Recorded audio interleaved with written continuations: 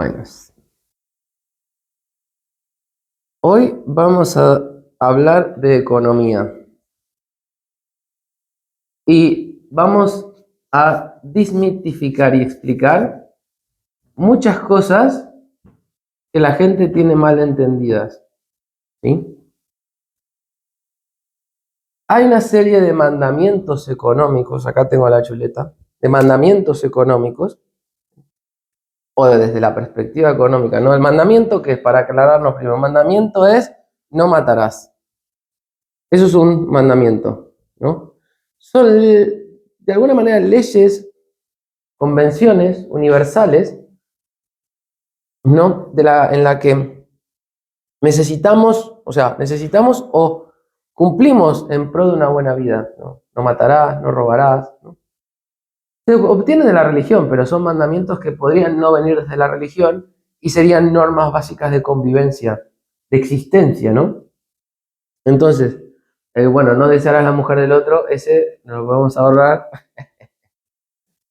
Entonces, ¿cuáles son los mandamientos económicos? Y con esto lo que quiero hacer es, de alguna manera, dejar plasmado en, como si fuera, sí, es un videoblog, ¿no? Y zanjar el tema, porque no es que esté de acuerdo o no esté de acuerdo con la gente. Esto que voy a comentar es básico, no se puede sobrepasar, no se puede ignorar si queremos tener una buena economía. Pero te vas a dar cuenta que la mayoría de los gobiernos del mundo las ignoran indirectamente, pero no es por ignorancia. Esto se sabe hace mucho. Preguntar a ChatGPT. Yo con ChatGPT igualmente hice una recopilación, no creo que le pidas, dame los mandamientos y te los da, ¿no? Yo hice una recopilación acá de varias cosas, hay muchos libros que contienen, hay mucha gente que los repite, y aquí vamos a condensarlos. Mira, son 15, ¿sí? El primero es, vamos al primero, el primero es, no hay de todo para todos, más o menos. Este es el primero, ¿sí? Esto es justamente lo que va en contra de la justicia social. Hay esa parte estructural del sistema del bienestar europeo va en contra del primer mandamiento de la economía, que no hay de todo para todos. Si nosotros queremos doblar esta regla económica, no terminamos bien. Es como el no matarás y de repente salís a matar a la gente. No creo que haga falta porque salir a matar a la gente está mal y no creo que haga falta decir que no hay de todo para todos. Los recursos en este planeta son finitos. La producción de una fábrica, a la salida de la fábrica, tiene una cantidad de productos que pudo producir. Y nunca es 8.000 millones del mismo para todos. Y no funciona así. En ningún lado, para nada, nunca funcionó así.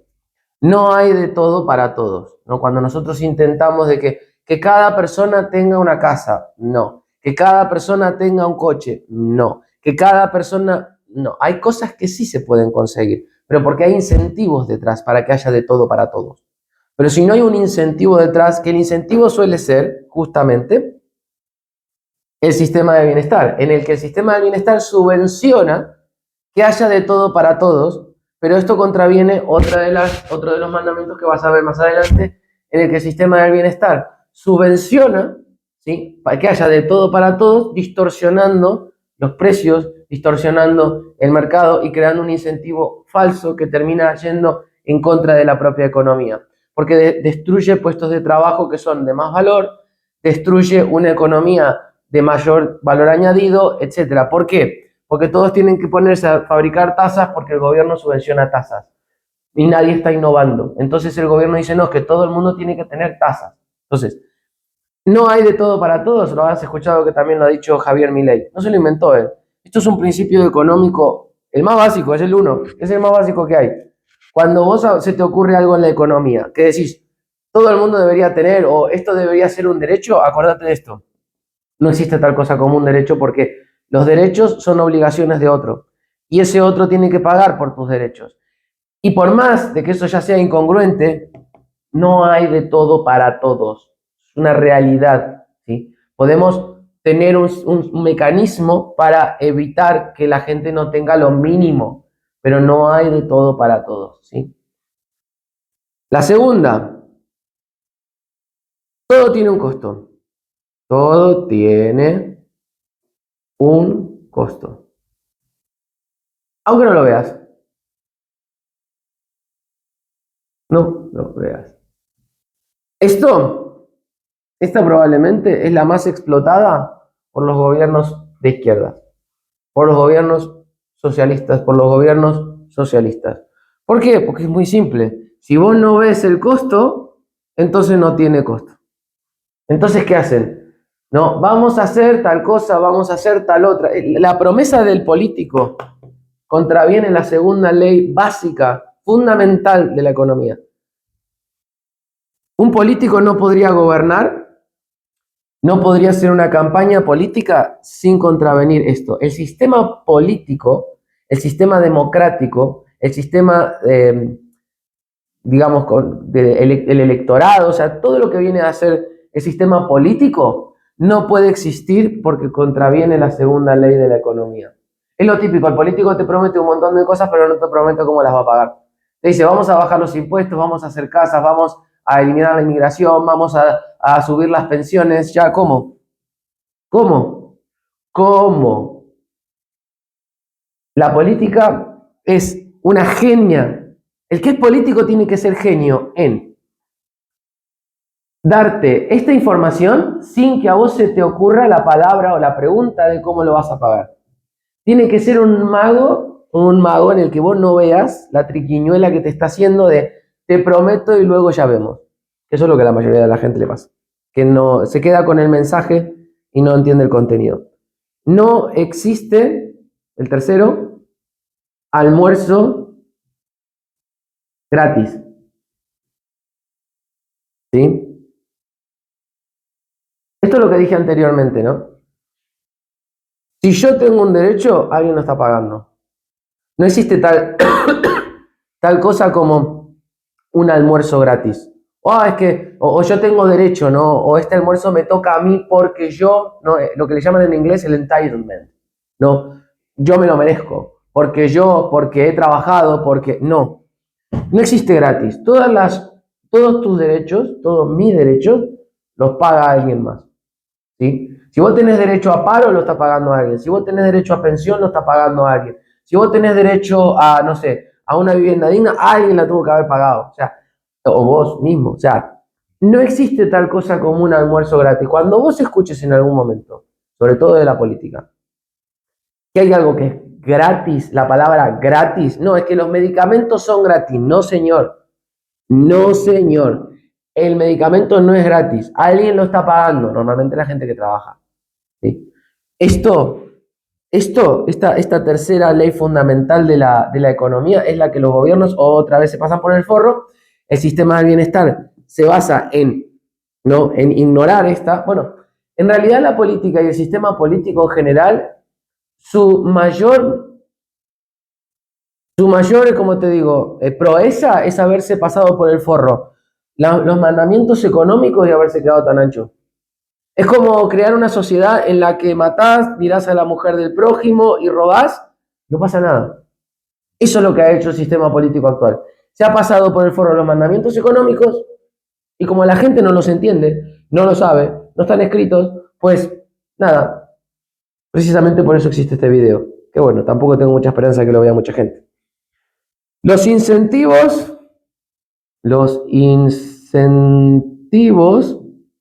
mandan, no las intenciones, no las intenciones.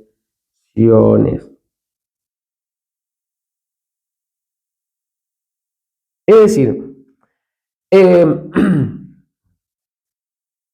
el político habla mucho desde la moralidad, desde lo que está bien y lo que está mal, ¿sí? Que bueno, aquí es donde viene el arma, ¿cómo te digo? La espada de doble filo, ¿no?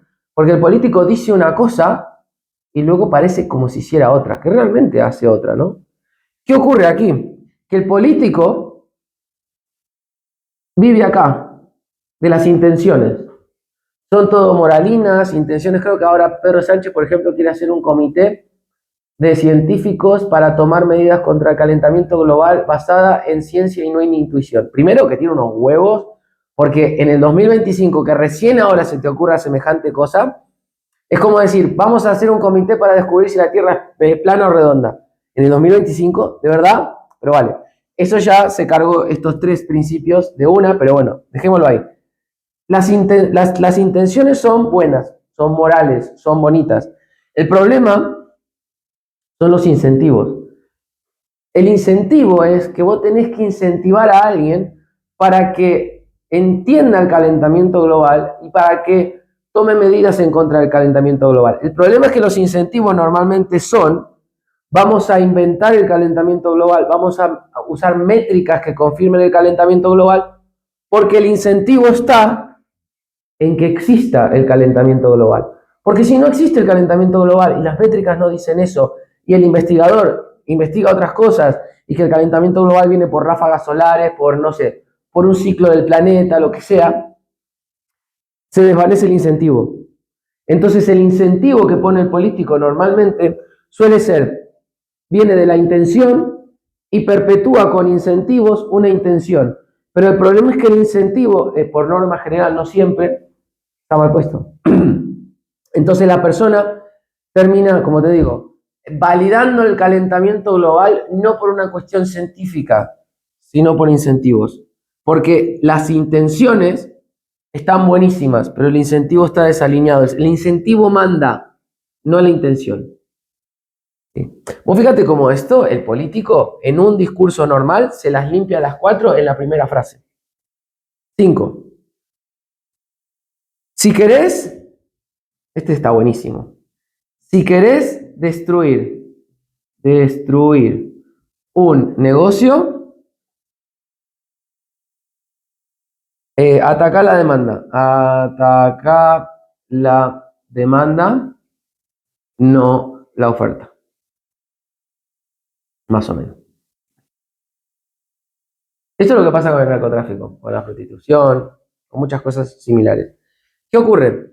Si vos atacás, esto es que es muy simple, es que es muy simple. Por eso el narcotráfico nunca dejó de existir y cada vez hay más. Porque es algo muy sencillo. Cuanto más atacás la oferta y se mantiene la demanda, lo que estás haciendo es generando una escasez en la oferta. Por lo tanto, cuando la oferta escasea, el precio sube. ¿Y qué pasa cuando el precio sube? Incentivas la oferta aún más. ¿Por qué? Y no solamente eso, sino que le das un motivo a la oferta para que suba de precio. ¿Sí? Entonces, si vos atacás la oferta, lo único que estás haciendo es incrementando el incentivo para que el negocio no desaparezca. La única manera que desaparezca el negocio es eliminando la demanda. Si no tenés gente que esté dispuesta a pagar por la droga, no hay oferta. Punto. Es que punto. El problema es que hoy día hay organizaciones, corporaciones y estados enteros que viven del narcotráfico, la trata de blancas, la prostitución. No existe tal cosa como lo ilegal, ni lo fuera del sistema, sino que es un sistema paralelo al sistema en el que vive la gente legal. Son sistemas. Es un sistema y un sistema paralelo, pero un sistema al fin. ¿Vos te pensás que la droga es un matado en su casa? No, es una corporación, una organización, un sistema al margen del sistema. Punto. A ver si estoy grabando y no hablando al pedo. Sí, vale. Está muy fácil.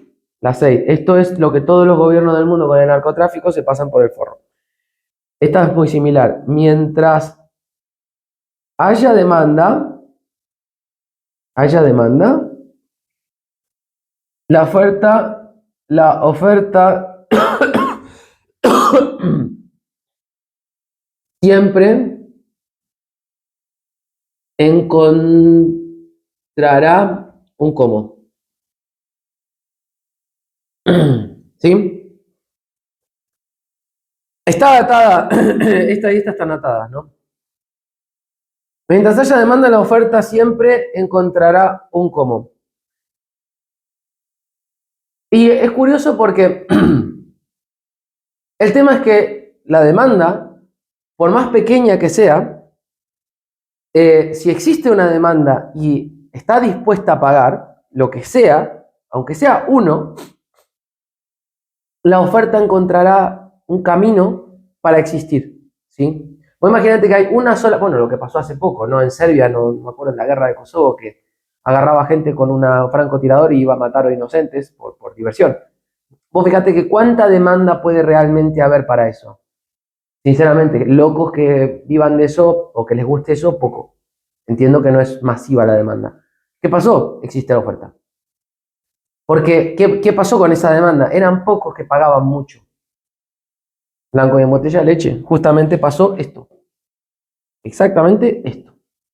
¿Sí? Entonces, los gobiernos, la forma de gestionar la economía, siempre es gestión de demanda. Nunca vas a gestionar la oferta, porque la oferta siempre va a encontrar un cómo. Siempre, en toda la historia de la humanidad, no hubo un solo caso que esto no hubiese sido verdad. No existe. A ver, 7, y ya no escribo más abajo. El precio, esto es lo que hacen todos los gobiernos, esta se la pasan por el forro. El precio es información, es info. Esto es lo que los gobiernos distorsionan cuando se pasan esta, y la mayoría, o esta y esta por el forro. Básicamente, lo que te está diciendo esta norma es que el precio es la información por la cual el mercado reacciona, ¿no? Vos tenés un precio muy alto, entonces una capacidad de producción muy alta, entonces quizás si hay mucha demanda, entonces empieza a haber mucha oferta y mucha competencia. La competencia y todo el sistema de incentivos se orquesta detrás de el precio. El precio es la información, la señal que se le da al mercado de si hay o no hay negocio. ¿Sí? El precio de la droga, el precio de la prostitución, el precio de la política, el precio. Y cuando distorsionás el precio porque empezás a decir que hay de todo para todos, que las cosas son gratis o que no, que las cosas no tienen costo, cuando ocurre eso estás distorsionando el precio y estás cambiando las señales del mercado, por lo tanto el mercado reacciona como puede, no tiene una reacción, como te digo, orgánica. Y ahí es cuando el político, lo que suele ocurrir, es un efecto dominó, es regula, entonces el precio cambia. La regulación produce esto, entonces ¿qué hace el político? No me gusta el resultado, entonces ¿qué hago? Regulo otra vez. Y no me gusta el resultado, entonces ¿qué hago? Regulo otra vez. Entonces es la regulación, de la regulación, de la regulación, y así infinitamente. Y el político de esta manera te dice, es que tú me necesitas a mí para que te regule.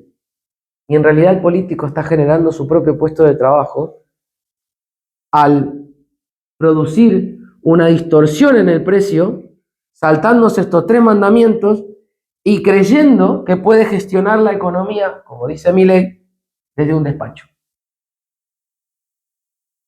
No, no más explicación, creo que quedó hiper claro, ¿no? El precio es información y es con lo que los gobiernos, después de que salimos del patrón oro, juegan todo el tiempo, ¿sí? También. Porque sobre todo, ¿sabes con qué juegan? Con el precio del dinero, cuando lo imprimen. Ese probablemente sea la distorsión más grande y fraudulenta de la historia de la humanidad. Porque nosotros salimos del patrón oro en el 70, creo, una cosa así, 60, 70, más o menos. Antes la economía era real, era orgánica.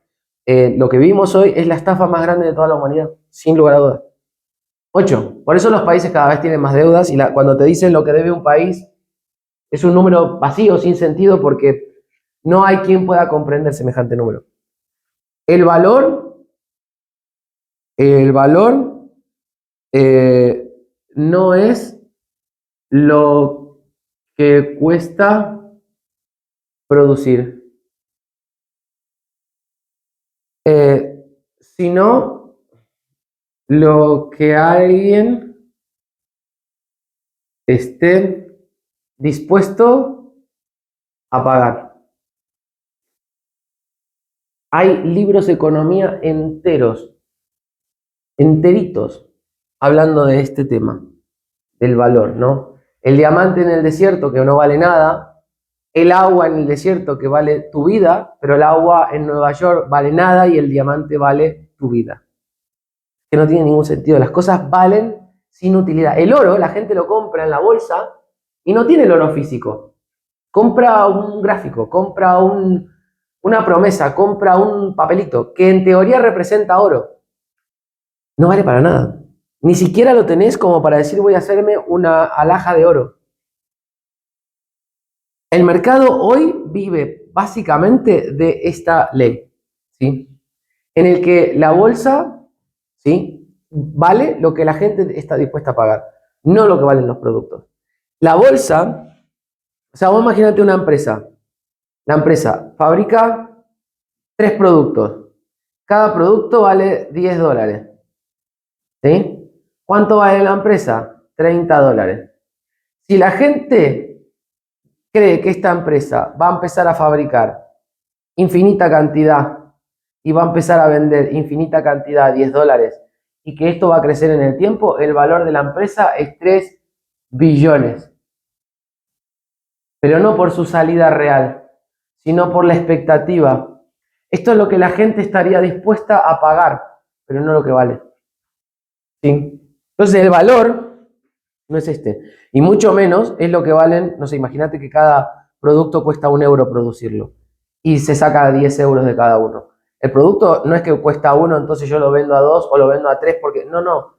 Yo pongo un precio que la gente esté dispuesto a pagar, que nada tiene que ver con el precio que me cuesta a mí producirlo. ¿Sí? Y la bolsa vive de lo que está dispuesta la gente a pagar, no de la salida de la empresa. Toda la economía hoy está basada en este principio económico. ¿Sí? Sí. Y la gente está todo el tiempo, la mayoría de las personas que no entienden estos mandamientos, están todo el tiempo, ¿cómo te digo?, quejándose. Bueno, nada, la queja típica, ¿no? ¿Por qué un jugador de fútbol gana tanta pasta y tanta gente se muere de hambre? Porque la gente está dispuesta a pagar para ver fútbol y no están dispuestos a pagar para solucionarle la vida a la gente con hambre. Blanco y en botella de leche. No hay más. Ahí tendrías que alinear los incentivos, ¿sí?, no a las moralinas, sino al incentivo real para que haya menos pobres, ¿no? Y que la gente no es que esté dispuesta a pagar, ¿sí?, sino que el incentivo que existe en la economía, incentivo, o sea, un incentivo es hacer algo que no distorsiona el precio, pero distorsiona el incentivo, y el incentivo es el que distorsiona el precio. No que yo distorsiono el precio porque me da la gana y luego el incentivo viene detrás. Eso es lo mismo, pero en orden inverso. Y es exactamente lo que hace el político. El político no dice vamos a cambiar el incentivo, no, el político inyecta dinero, imprime dinero. El político crea el incentivo a base de poner pasta, a base de cambiar el precio de las cosas, ¿sí? No porque genera una ley que genera un incentivo y el incentivo es un efecto dominó. No. Hay muchos ejemplos de incentivos, de incentivos que producen. Por ejemplo, no, si vos contratás a una persona con discapacidad, pagás menos IRPF como empresa. No estás inyectando dinero, estás incentivando que la gente con discapacidad entre al mercado laboral sin distorsionar precios. Cuando vos agarras y le das vouchers a la gente para que escojan colegio, estás poniendo a los colegios a competir y estás generando el incentivo de la competencia sin cambiar el precio. Siempre le vas a dar la subvención a los colegios, pero se la vas a dar dependiendo de su capacidad de competencia. Otra vez, cambiás el incentivo, no el dinero. Hay un montonazo de ejemplos. Normalmente vienen desde la escuela austríaca de economía y no de la keynesiana. El 9. La competencia reduce precios y aumenta calidad. A largo plazo, claro, ¿no? Largo plazo. Esta probablemente es la que menos entienden las personas que están atrapadas en países como Argentina, Corea del Norte, todos esos países, Venezuela, que creen que los de afuera son el enemigo o que hay un imperialismo que los sacude. Básicamente lo que hacen es eliminar la competencia. ¿sí? Te lo digo porque lo conozco, el caso de Argentina es muy claro. Eliminan la competencia en el sentido de que sí que compiten internamente, pero compiten con el Estado protegiéndolos. Entonces, no compiten realmente. Es una competencia fraudulenta. Por lo que producen, ¿no? Y mantienen los precios sin subir la calidad, o a veces aumentan los precios sin aumentar la calidad. Esto pasa porque el mayor enemigo de la competencia es el proteccionismo.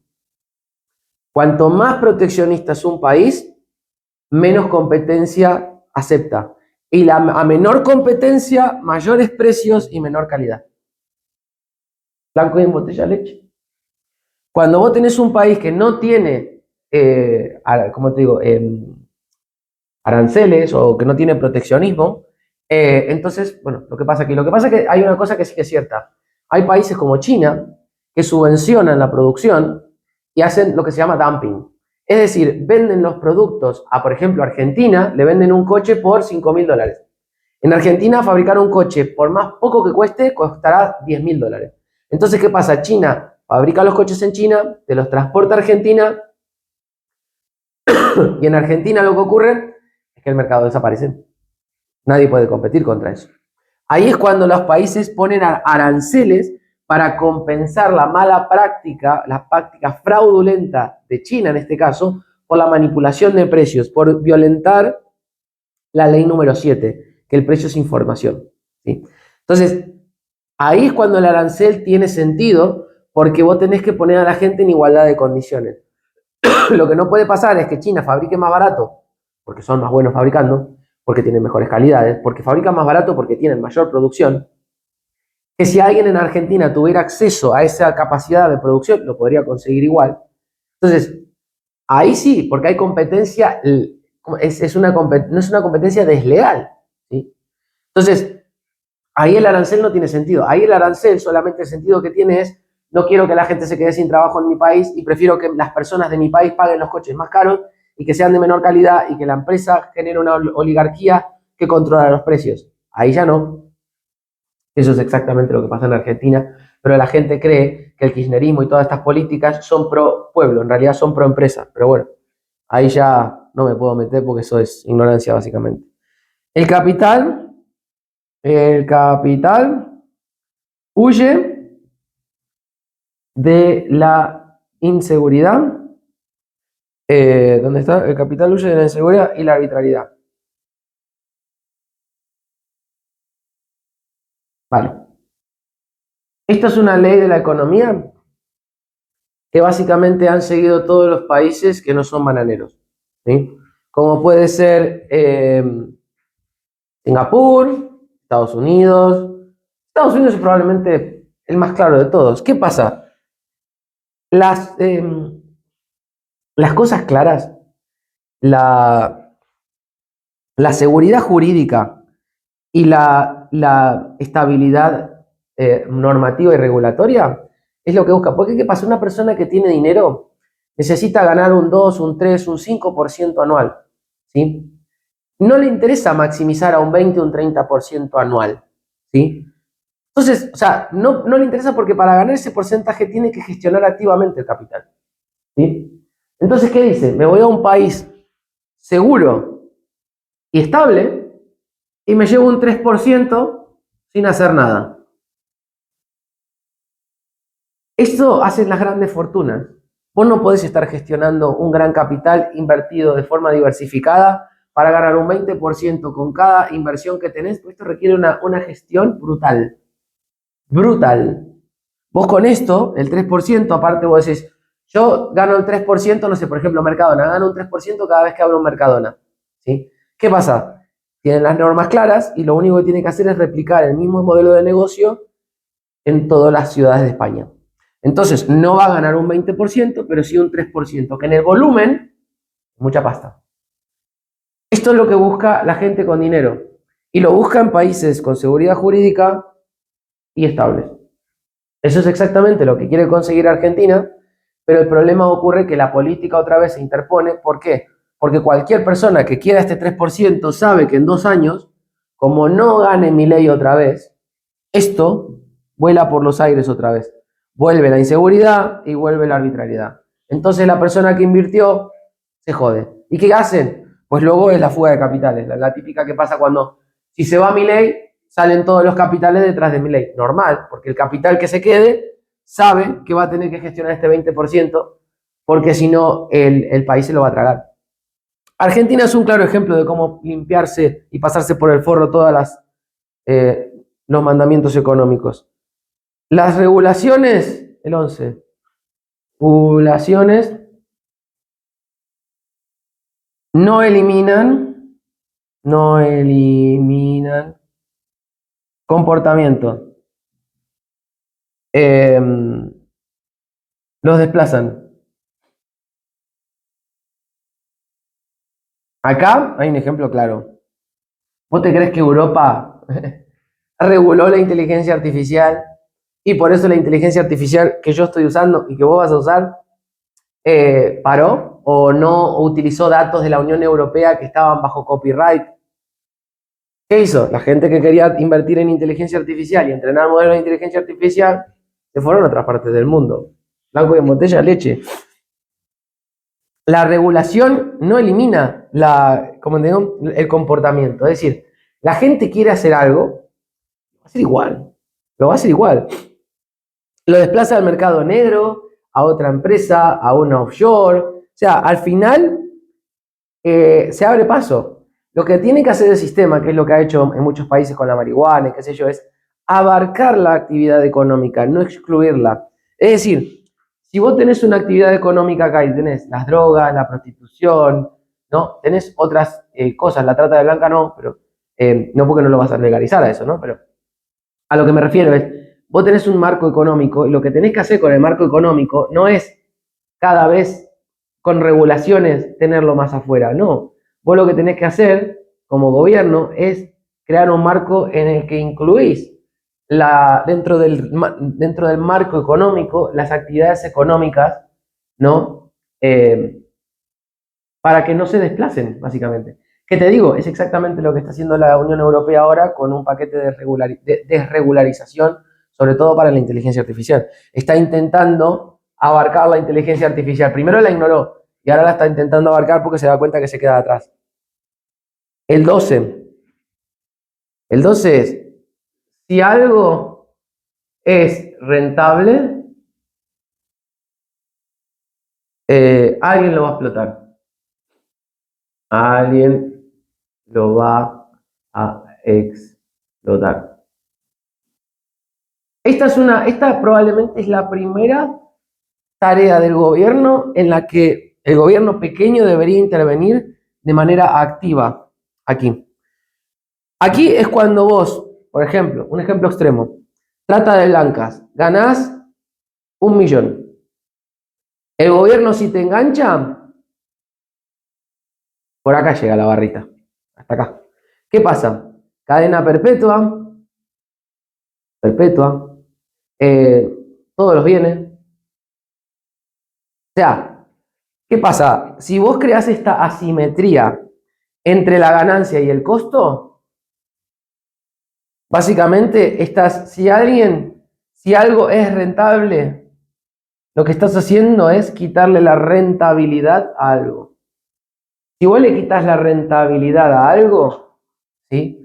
O quizás también porque das una alternativa, ¿no? La alternativa es, no sé, con el tema de la trata de blanca quizás no puede haber una alternativa muy clara, pero hay un montón de otras cosas que pueden tener una alternativa. Bueno, la trata de blancas, como muchas otras cosas, requieren de una batalla más activa, ¿no? Sobre todo en eso, en crear una simetría con costo-ganancia, ¿no? Pero quitarle, si algo es rentable, ¿no? Alguien lo va a explotar. Quitarle la rentabilidad, por ejemplo, al tabaco, pero no que el impuesto lo pague el que consume, que el impuesto lo pague el que lo fabrica, ¿no? Entonces, si el que fabrica no tiene, pero bueno, eso también estaría de alguna manera infiriendo contra la ley anterior, ¿no? O sea, vos fíjate que no es algo que sea intuitivo, ¿sí? Es algo que vos te tenés que sentar, lo tenés que pensar y decís, ¿cuál sería la mejor manera en que tomamos una decisión que no contraviene los mandamientos y que puede generar el incentivo? No es sencillo. Y muchas veces es ensayo y error. No estoy hablando de que una vez te sabes estos 15 mandamientos, ya economía perfecta para siempre. No, estoy diciendo de que son los mandamientos que tendrías que tener en cuenta a la hora de tomar una decisión. ¿Sí? Todas las decisiones deben tener estos mandamientos, todos en cuenta. Hay muchas maneras de quitarle la rentabilidad a algo. ¿Sí? Y el gobierno es acá donde tiene la palanca más grande. ¿Sí? Porque le puede quitar la rentabilidad a un montón de cosas, moviendo incentivos sobre todo, ¿no? ¿Cuál es el otro? El 13.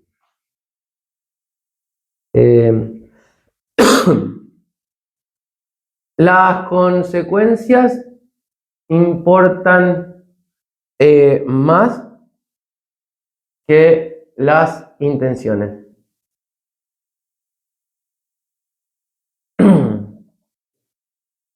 Acá,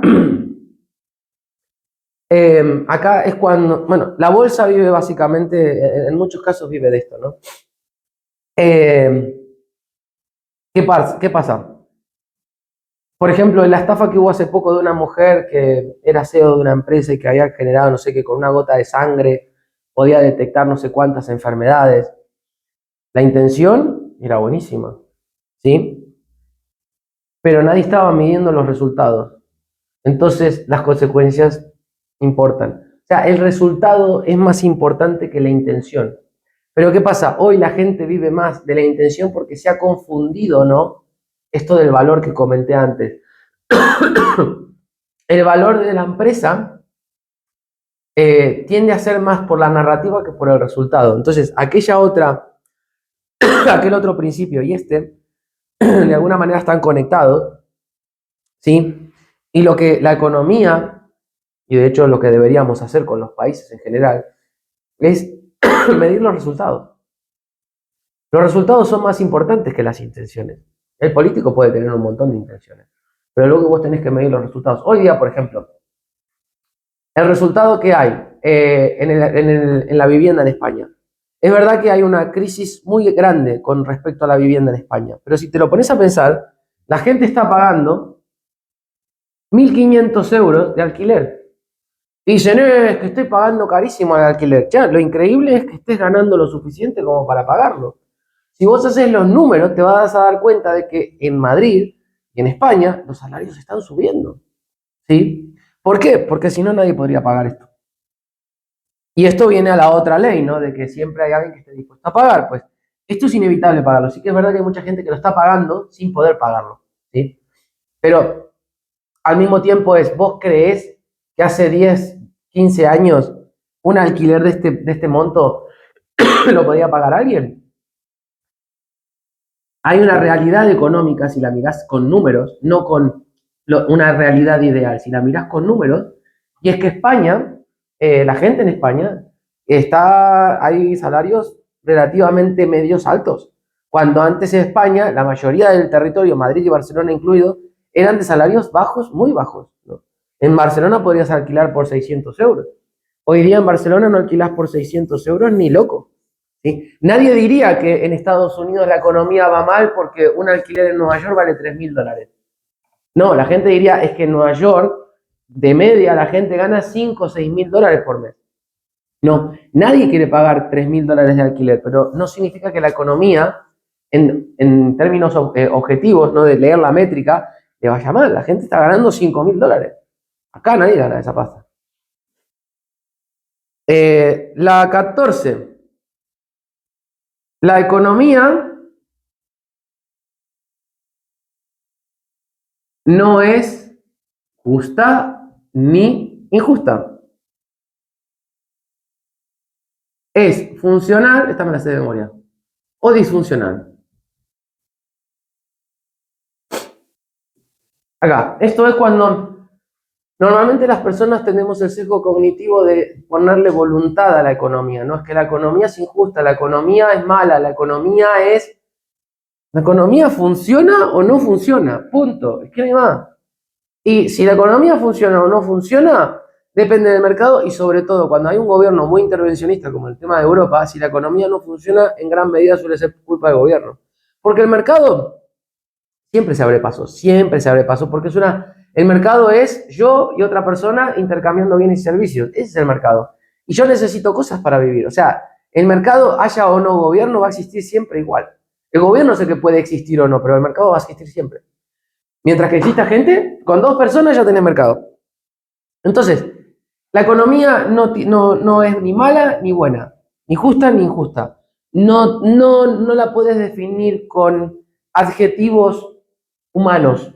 No, funciona o no funciona, punto. Y la 15, y es probablemente la más importante, no podés violar estos principios sin pagar un precio.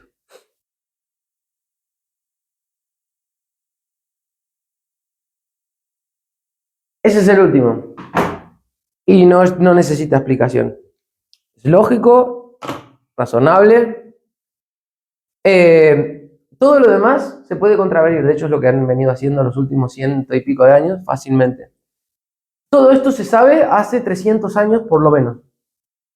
Cuando los gobiernos van en contra de todos estos principios, lo hacen a conciencia. No es accidental, no es ignorancia. Creo que Trump es economista y puso aranceles proteccionistas. Creo que Pedro Sánchez es economista y promueve la justicia social. O sea, estamos hablando de que la economía, el problema también de la economía es que en las instituciones se enseña una economía que es pro gobierno, que es la economía keynesiana. Y la economía que tiene muy en cuenta estos principios es la escuela austríaca, pero eso no es lo que se enseña en la universidad tradicional. Entonces, la mayoría de los economistas son keynesianos. Buscan la manera de intervenir en el mercado para regularlo. Cuando en realidad estos principios te dicen que el mercado no se regula solo y el gobierno tiene que tener la mínima intervención posible. ¿Sí? Y el mercado es lo que es. ¿Sí? No es una entidad malvada producida por nadie. Al contrario, si vos la dejas libre al mercado, el mercado no es bueno o es malo, es funcional o disfuncional. Podés de alguna manera como Estado intervenir para crear alguna especie de juego en el que la gente no muera intentándolo, pero no podés contravenir todas las leyes en un grado, ¿no?, en el que pretendas hacerlo visible sin pagar un precio. Por ejemplo, el de la justicia social tiene sentido. Lo que no tiene sentido es con lo que está pasando hoy, que hoy una persona gana un dinero, qué sé yo, 500, 600 euros, y que trabajando le paguen 800, 900. Entonces, el problema es que la justicia social ha excedido un umbral en el que ha destrozado la propia economía porque ha distorsionado el precio del trabajo, ¿no? La gente no quiere trabajar por 900 porque sin laburar gana 600. Blanco y en botella de leche. Entonces, es ahí cuando el precio que se está pagando por contravenir la primera ley de la economía, el primer mandamiento, es tan alto, ¿no?, que estás comenzando a pagar un precio estructural. Creo que no hay más explicación. Si tenés en cuenta estos principios, cuando estás pensando en economía, en drogas, en gobiernos, en normas, todo lo que estés pensando, pásalo por este filtro. Y ¿sabés qué es lo peor? Que te vas a dar cuenta, o al menos yo me di cuenta, y con esto termino, que los gobiernos y los países, que la economía no está al servicio de la gente. La economía está al servicio del gobierno, de los estados. Cuanto más sabes de economía, más te das cuenta de que el diseño en el que vivimos no es accidental, es exprofeso. Si se siguieran los 15 principios de la economía, el Estado tendría que ser más pequeño, se deberían medir los resultados del gobierno, la economía se debería también medir más, el Estado no podría intervenir en los precios, no habría gobierno, el gobierno sería justamente pequeño, como promueve la Escuela Austríaca de Economía, y no gigantesco como sí es necesario si querés tener una economía keynesiana. Es decir, la universidad, la economía y los gobiernos necesitan que la economía real esté en función de ellos para existir, ¿sí? Y cuando te das cuenta de eso, es que todas las normas del gobierno, todos los discursos del gobierno, en su vasta mayoría, impulsan leyes y modificaciones del mercado para ellos y para las empresas, nunca para el pueblo. El pueblo vive mejor con un mercado respetando estas leyes que con un mercado siguiendo, ¿no?, la moral, las intenciones. Así que ahí lo dejo.